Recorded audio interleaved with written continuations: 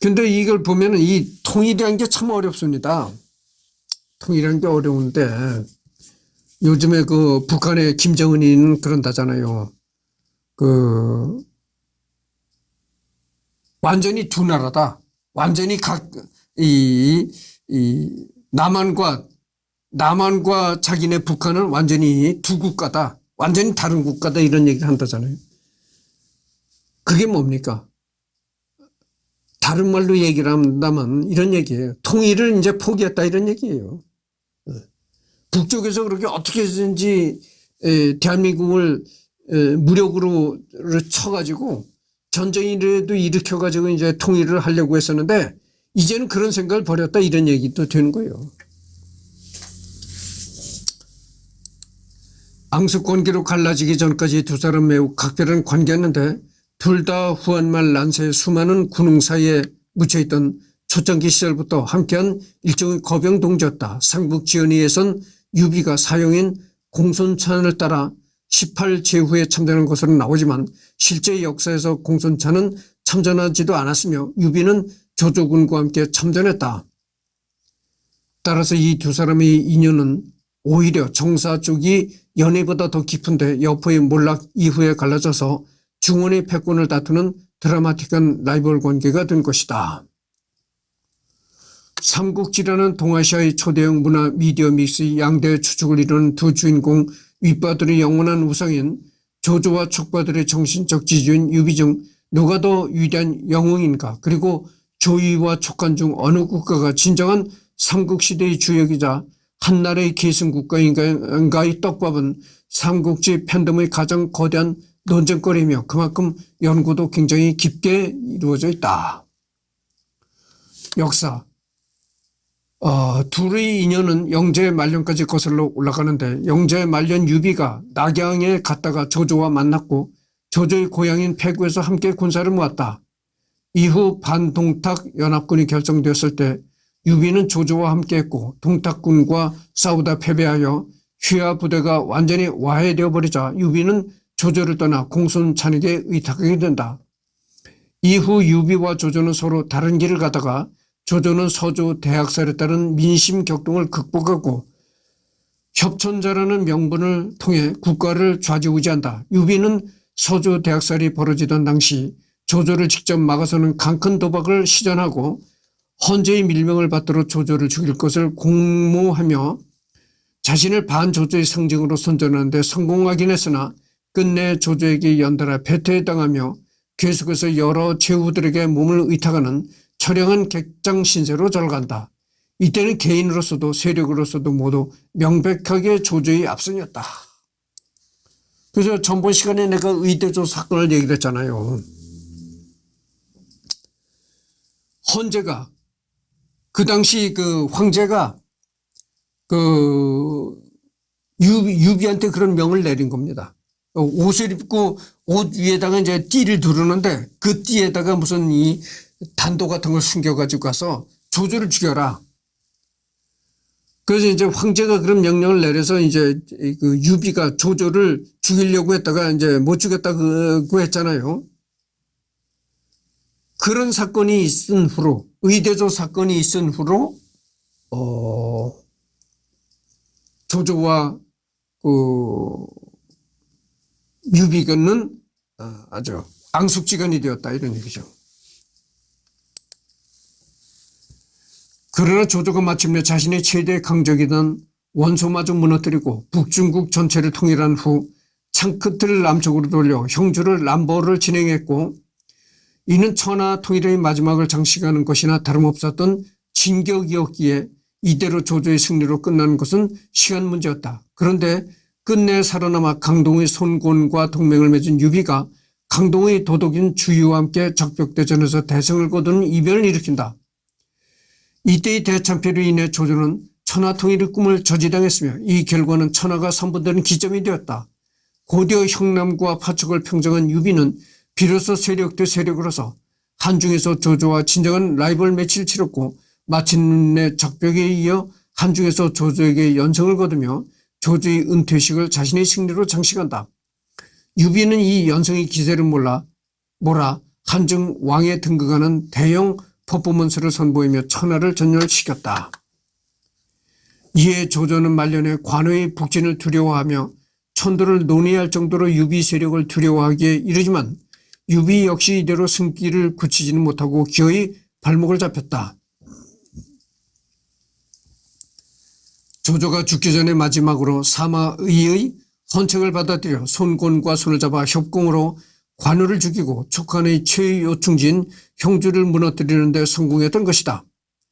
이 때문에 유비는 의형제였던 관우의 복수전에 나섰지만 옛날 조조가 적벽에서 당했던 것처럼 자신 역시 이릉대전에서 화공으로 참패를 당하고 끝내 뜻을 이루지 못한 채 세상을 떠났다. 결국 조조와 유비의 패권 대결은 어느 한쪽이 확실한 승리를 차지하지 못한 채 상태로 끝났고 두 영웅의 후예들은 조씨 일가와 유씨 일가 역시 중국 통일의 주역이 되지 못했다. 이걸 보니까 지금 남북한과 거의 같다고 볼 수가 있네요. 김일성이가 왜 6.25를 일으켰겠어요? 남한을 이렇게 정복해가지고 통일을 이루어가지고 한반도에 자기가 김씨 일가가 한반도의 유일한 통치자가 되려고 이제 했던 것이죠. 그러나 그런 생각이 이제 실패로 끝나버리고 그리고 세월이 점차 흐르면서 이제 실패로 끝나버리고 거기다가 대한민국은 미국과 이제 동맹을 맺게 되고 그러면서 점점 시일이 이제 세월이 흘러가면서 이제 대한민국은 굉장히 경제 대국으로 이렇게 성장하는 그리고 북한은 뭐 핵도 만들고 이래가지고 여러 세계 제재를 받아 경제 제재를 받고 해가지고 굉장히 가난한 상황을 면치 못하는 그런 상황으로 된 거죠.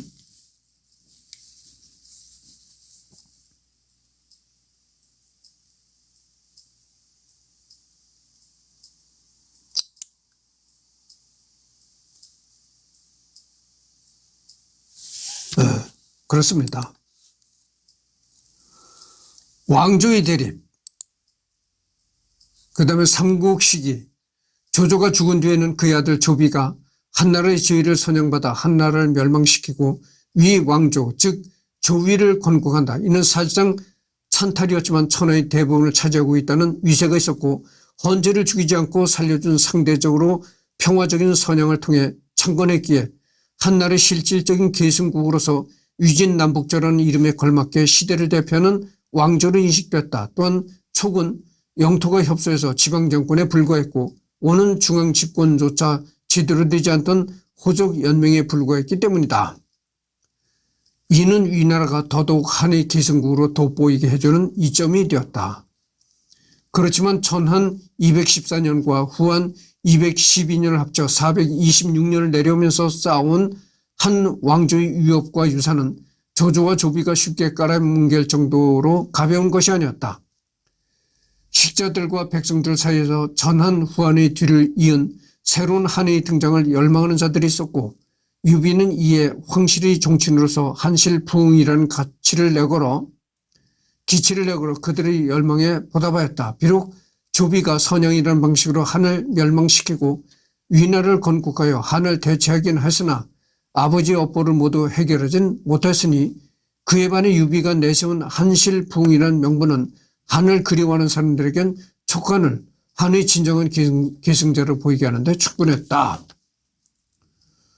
그 다음에가 이제 서진 동진 시기, 천하통일 이후에는 당연히 조위 정통론이 우세였다. 이는 서진의 역사가였던 진수가 한의 계승자를 조위로 내세우고 촉한은 단지 유비와 유선을 선주후주로 기록한 것을 알 수 있다. 하지만 팔왕의 난과 영가의 난을 거쳐 서진은 화복을 상실하였고 장강 이남으로 도망쳐 동진을 건국해 간신히 존속하게 된다. 이때 동진의 권신이었던 환현 부자는 국정을 농단하며 선양을 노리고 있었고 이런 선양의 논리를 부정하기 위해 동진의 몇몇 학자들은 촉한 정통론을 꺼내들어 사마염이 나라를 세울 수 있었던 것은 조위를 계승해서가 아닌 진정한 한나라의 후계인 촉한을 삼아서가 멸해서이다라고 주장하며 촉한을 높였다.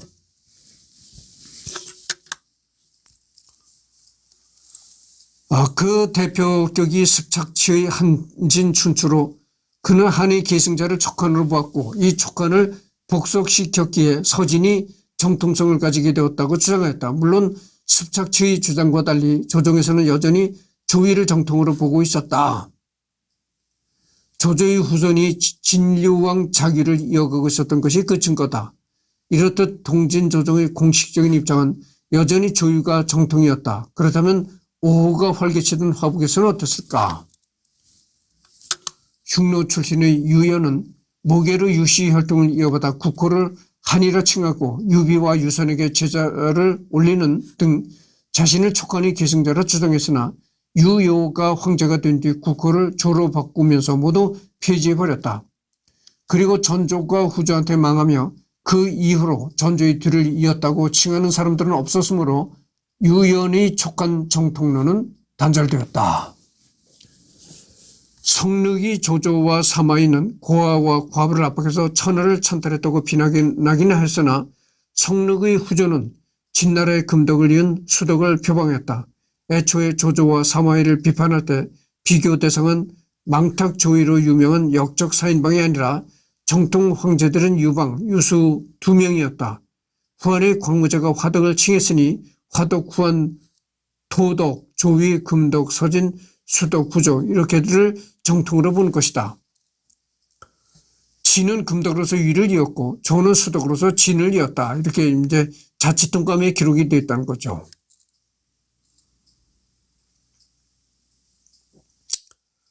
지금 그 17분을 경고했습니다. 모용준이 첨남대의 황제의 지위에 오른 뒤에 장차 오행의 순서를 어떻게 정할지 묻 의논들이 분분하였다. 한왕은 당시 병에 걸려 용성이 있었는데 모용준이 한왕을 불러 결정하도록 하였다. 한항이 미처 도착하기 전에 묻 신하들이 여는 의당진을 뒤이어 수덕으로 해야 한다고 의논하였다. 얼마 뒤 한왕이 도착하여 모용준에게 말했다.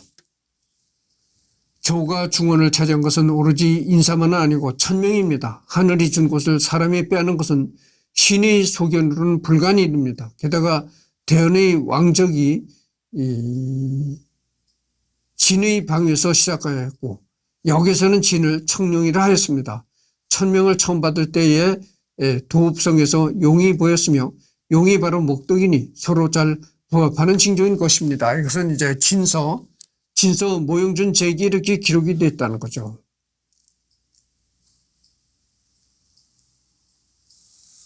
근데 여기에 보면 이런 게 나옵니다.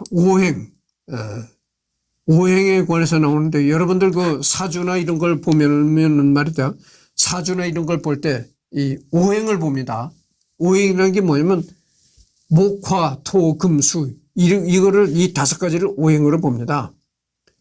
목이라는 것은 나무, 화는 불, 그 다음에 토는 땅, 금은 쇠금이잖아요. 쇠금. 그 다음에 물수, 물. 이 5가지가 이 세상 만물을 이루는 그 기본적인 것이다. 기본적인 5가지다. 이렇게 동양에서는 생각했던 겁니다. 근데 서양에서는 이렇게 그러지 않고 서양에서는 여러분들 그 화학 시간에 원소기호라는 걸 이제 의논하고 고생들 많이 했을 것입니다. 원소기호가 이제 100가지가 넘잖아요. 그 원소기호가 세상 우주 만물을 이루는 그 기본적인 원소다 이렇게 서양에서는 봤던 것이죠. 하여튼 동양에서 이 5가지가 우주 만물을 이루는 기본 원소라고 생각했던 겁니다. 조가 중원을 차지한 것은 오로지 인사만 아니고 천명입니다. 그래서 이 금목수화토 이 오행을 보면은 그런 거예요. 서로가 서로를 이깁니다. 그러니까 서로가 서로를 견제한다 이런 얘기가 되는 거죠. 그리고 어떻게 됐어요? 나무는 어디에 약합니까? 불에 약하잖아요. 불. 그러니까 나무와 불이 있을 때는 누가 이깁니까? 불이 이긴다 이거죠. 불이 나무를 태우잖아요. 그 다음에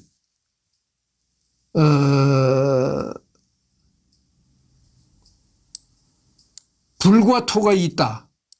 그럼 누가 이깁니까? 땅이 이기잖아요. 흙이 이기는 겁니다. 여러분들 그 무슨 산불 같은 거 났을 땐 모르지만 어떤 뭐 기름, 석유 같은 게 이제 유출이 돼서 불이 붙었다면 어떻게 됩니까? 물을 뿌리지 않고 뭐 흙 같은 거, 모래 같은 걸 갖다 뿌리잖아요. 그래서 불을 끄잖아요. 그래서 불은 나무를 이기고 땅은 불을 이긴다. 그 다음에 쇠는 땅을 이긴다. 그 다음에 물은 쇠를 이긴다. 이런 거죠. 그래서 이제 서로가 이렇게 이기는 거죠.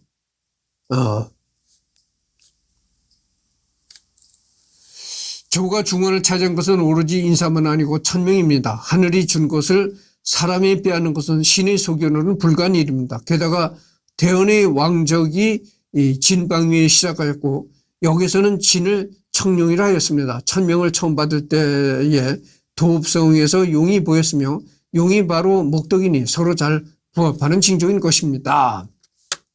그래서 이걸 조금 더 얘기를 해드리겠습니다. 그래서 이제 사주를 보면은 어떤 사람은 이 화가 많아, 화. 그러니까 불이 많다 이거죠. 그러면 예를 들어서 불이 많은 남자가 불이 많은 여자를 아내로 맞이하면 되겠어요? 그거는 안 좋은 겁니다. 그러니까 어떻게 되겠어요? 불이 많은 남자는, 화가 많은 남자는, 이 토나 금의 여자를 만나는 것이 좋겠다고죠. 만약 불이 남자는 화인데 남자가 불인데 여자를 물을 얻는다. 이렇게 되면 어떻게 됩니까? 서로 상극이 되는 겁니다. 불을 물로 끄잖아요. 그러니까 이 아내는 물이고 남자가 화다 이럴 경우에는 그거는 상극이다 이거죠. 상극이라서 아주 이 서로 부부 싸움이 자꾸 이혼까지 가는 그런 형국이라고 봐야 되겠죠. 그리고 여기 또 나오는데 이 진서라는 그 역사서가 굉장히 오래전에 굉장히 오래전에 쓰여진 역사책이거든요. 근데 그렇게 오래된 역사책에 이 주역이라는 얘기가 나온다는 거죠. 기록이 되어 있다는 거죠. 그러니까 이 점술서, 이 주역이 얼마나 쓰여진 지가 오래되는가를 또 새삼 감탄할 수가 있는 겁니다. 전년도 역시 토덕, 조위, 금덕진을 곧바로 이어 본인을 수덕이라 칭할지 후조가 수덕으로서 진을 이은 것을 인정하고 본인들은 목덕으로서 후조를 이을지 논란이 있었으나 모두 조위를 정통으로 하였지 초과는 언급도 없었다. 그 다음에 이제 도래하는 것이 이제 남북조식입니다.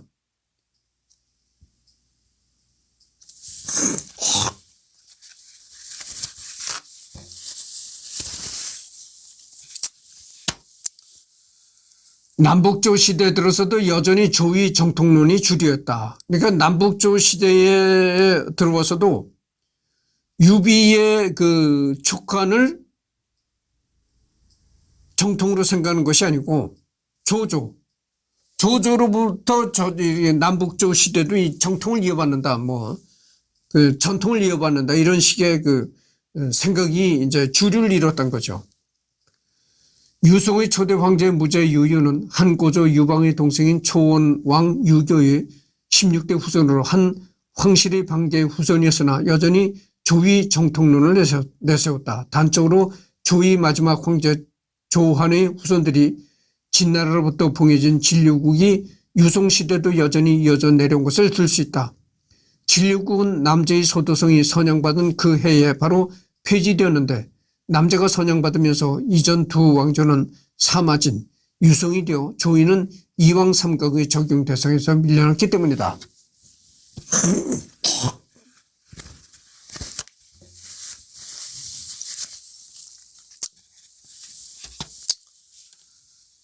유유가 한 황실의 방계 후손인 팽성 유씨 가문이었으므로 촉관을 높였다는 소리가 있으나 이는 사실이 아니다. 옛날에 토덕이 흐드러지니 제위를 우리 진에게 전했고 이제 여군이 복을 바꾸니 긴 것이 여기서 끝나고 또한 금덕이 송에게 전해진다. 이제 송서무적이 이렇게 기록이 되어 있다는 거죠.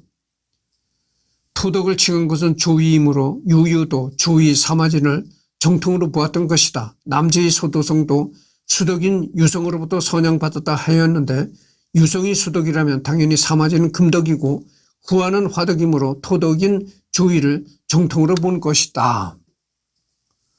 북조의 경우 북위에서는 진의 뒤를 이은 수덕을 표방했다. 즉 북위 역시 토덕, 조위, 금덕, 진, 수덕, 북위의 계보를 정통이라고 본 것이다. 임수릴 조서를 내려 수덕으로서 진을 잇게 했다. 자칫동감 137권 수당시기 수나라 당나라 시기 역시 조위 정통론이 정설이었다. 우선 당나라는 북위, 북주, 수당을 정통으로 봤으며 더 나아가서는 한, 조위, 서진, 북위를 정통으로 봤다. 이 수나라와 당나라 시기에도 유비 황제를 정통성 있게 본 것이 아니라 조조를 정통성 있게 봤던 거죠. 이 당나라도. 여러분들 그 당나라라고 하면 뭐가 생각나겠어요? 신라와 당나라가 이렇게 나당 연합을 통해서 신라가 삼국통일을 했잖아요. 신라가 당나라와 연합을 해가지고 삼국통일을 이뤘다 이거죠. 그런데 그래가지고 이렇게 외교적으로 연합을 맺는다는 것이 그래서 중요한 겁니다. 지금 대한민국은 미국과 이제 동맹을 맺고 있잖아요. 그래서 지나간 신라의 삼국통일을 보더라도 우리가 한미동맹을 굳건히 하고 한미동맹을 계승하고 계속 발전시켜 나가야 하리라 생각합니다. 그래서 한미동맹을 계속 발전시키고 유지를 해서 한반도를 대한민국이 통일하는 그런 걸로 가야 된다 이렇게 생각해야죠. 당현종, 천보연간, 최창이라는 사람이 존속기간이 짧은 조위, 서진, 북위, 북주, 수를 모두 비정통으로 치부하고 당나라가 한나라의 뒤를 곧바로 이어 토덕이 되어야 한다고 주장했고 당시 권신이었던 이림보가 이를 받아들였으나 이림보가 죽은 이후 다시 북위, 북주 등을 정통으로 하고 최창은 정통 역사관에 도전했다는 이유로 귀향을 보내버렸다. 이 사건은 북송에서 존속기간이 짧은 5대를 정통으로 볼 것이냐 보지 않을 것이냐 논쟁이 열렸을 때 정통으로 봐야 한다는 근거로 사용되었고 북송의 황제는 5대 또한 정통으로 봐야 한다고 결정지었다. 묘호 태조에 대해 논하며 한고제, 위무제, 진선제에 대해 언급하였는데 이것만 봐도 위제를 정통으로 보지 않았단 말이 사실이 아님을 알 수 있다. 중화권에서는 그 누구도 정통성을 부정하지 못하는 한고제와 조조, 사마이를 동렬해 놓고 논했기 때문이다. 지금 30분을 경과했습니다. 조금 더 해야 되겠네요.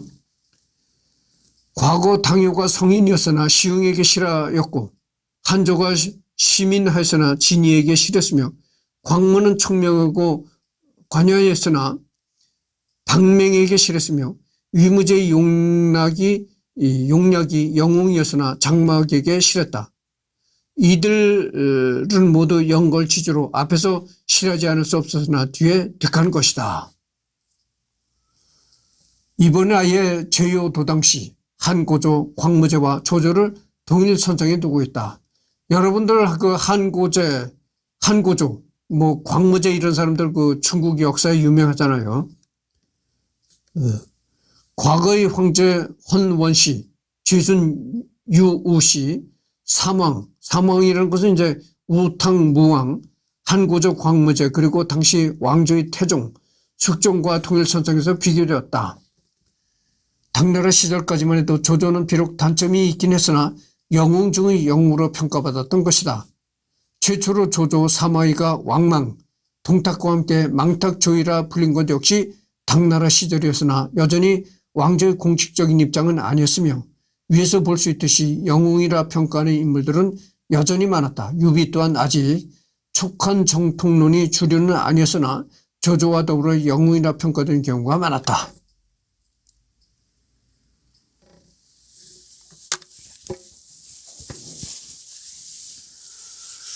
당나라 후기 한반도에 세워진 국가인 고려 역시 조위 정통론적 사관을 수용하여 고려 태조 20년에 세워진 서운사 요요 화성비의 비문에서는 왕건의 견훤을 물리친 것을 위나라가 축을 물리친 것에 비유하였다 이렇게 나옵니다. 잠깐만요. 왕건이 말이죠.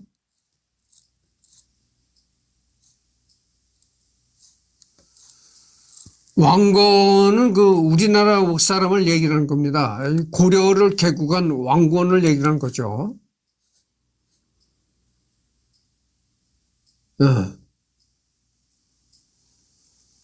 그래서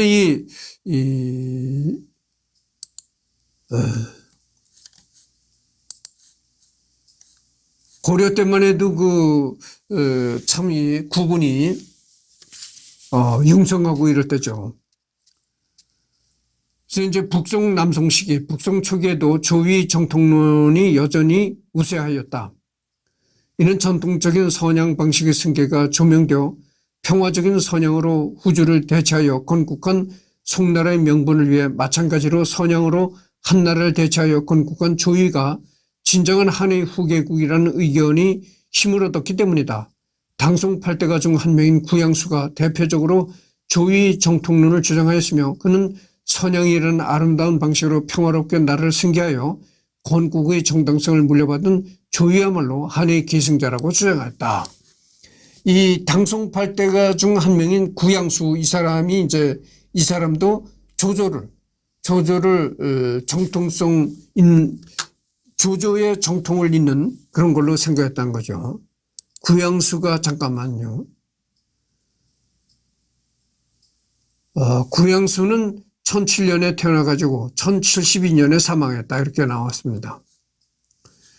북송의 문인 중국 산문의 대가 자는 영숙과 스스로 붙인 취옹 혹은 육일거사이며 시호인 문충을 따서 후대 문인들에게 구양문춘공이라고 불렸다. 이름이 비슷한 구양순과 혼동하는 경우도 있다.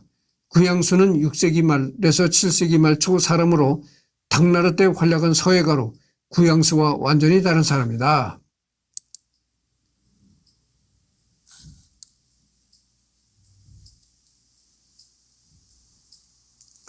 여러분들 지금 32분을 경과했는데요. 잠깐만요.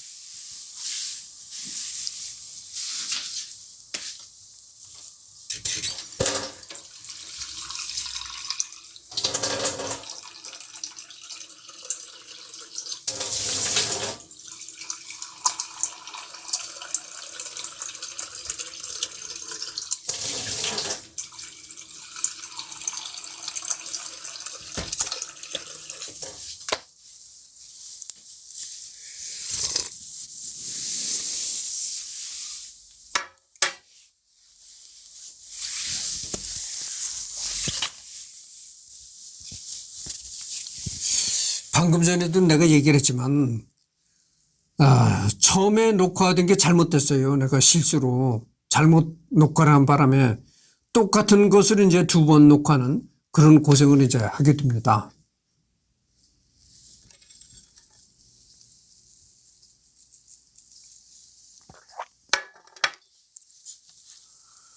다만 중립을 지키거나 촉간 정통론을 주장하는 학자들도 상당하였다. 대표적으로 자치통감의 저자 사마광은 세 나라 모두 정통성이 없다는 무통소를 주장한 바 있다. 이렇게 학자들 사이에서 한나라의 진정한 계승국은 누구인가 의견이 엇갈릴 때 민간에서 조조를 죽일 놈으로 간주했다. 소동파의 도왕소와 청설 삼국어를 보면 알 수 있듯이 민간에서는 뿌리 깊게 내려온 조위에 대한 적대감이 갈수록 배가 되어 이쯤 오면 유비는 진리이고 생명이며 조조를 비롯한 조씨와 사마씨는 사탄 수준으로 혐오받고 있었다. 이때 저술된 각종 민담과 구전문학, 민간 신앙에서도 촉한과 촉간의 인물들은 완전 무결한 선역으로 조위와 서진의 인물들은 그야말로 쳐죽일 놈으로 묘사되는 것이 당연시되고 있었다.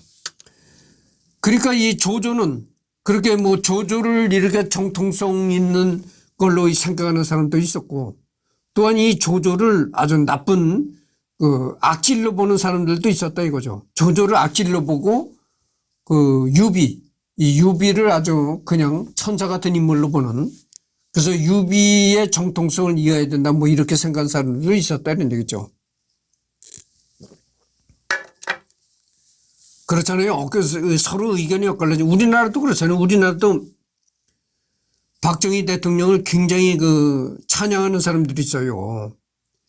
우리나라 역대 대통령들 중에 박정희가 최고라네. 박정희가 정권을 잡아가지고 우리나라를 이렇게 발전의 기틀을 잡았다 해가지고 박정희를 아주 무슨 영웅처럼 보는 사람들이 있어요. 신처럼 생각하는 사람들이 있다고죠. 그런 반면에 박정희 하면 독재자, 유신을 통해서 장기 집권을 하고 평생을 해먹으려고 했던 권력에 집착했던 사람, 이렇게 아주 박정희를 또 나쁘게 보는 사람들도 있다고죠. 근데 여러분들, 박정희 한 사람이 그렇게 대한민국을 발전시켰다고 보는 것은 그건 나는 좀 지나친 생각이다 이렇게 나는 얘기하고 싶어요. 우리 대한민국이 이렇게 발전하게 된 것은, 가난한 국가에서 이렇게 그 한강의 기적을 이루면서 발전하게 된 것은 모든 국민의 공입니다. 국민들이 그렇게 열심히 일하고 국민들이 그렇게 연구를 하고 피땀을 흘리고 이렇기 때문에 발전한 것이지, 무슨 박정희 한 사람이 무슨 뭐 됐겠어요. 하여튼 그 얘기는 그만하고, 이후 남송시대에 들어서 촉간 정통론이 공식적으로 주목받으며 조의 정통론과 쌍벽을 이룰 수 있는 위치에 오른다. 이는 북송이 금나라에게 정강의 변을 당하고 화북에서 쫓겨나 장강 이남으로 넘어가 남송이 되었기에 남송인들이 자신들을 촉한과 통진에 비유하고 금나라를 조의와 북조에 비유했기 때문이다. 게다가 외교적인 이유도 있는데 익주 지방에 자리 잡은 대리국과 맺은 관계 때문이었다. 이쪽 백성들은 당나라의 기록을 봐도 알 수 있듯이 여전히 유비와 제갈량을 위해 제사를 지내고 강유가 촉간을 구원하지 못한 것을 한탄하고 슬퍼했다. 백성들이 이렇다 보니 당연히 대리국은 촉간에게 우호적이었는데 이들과 우호적으로 지내려 했던 남성은 촉간을 깎아내릴 수가 없었다. 정강의 변을 잠깐 들어가 봅시다. 정강의 변.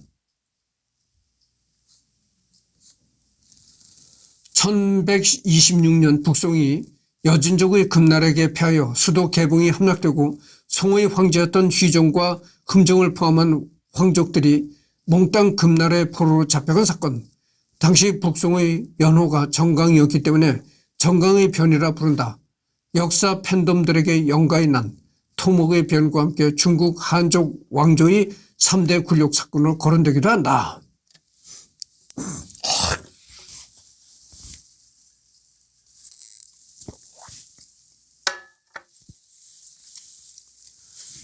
이 사건이 100년 이상 동안 송나라와 금나라가 전쟁을 치르게 될 송금전쟁의 시작이 되었다. 이런 얘기입니다. 그러니까 송금전쟁이 원인이 되었다 이런 얘기죠. 그래서 지금 39분을 경과했습니다. 그래서 여기까지 하고 오늘은 더 이상 녹화가 없죠.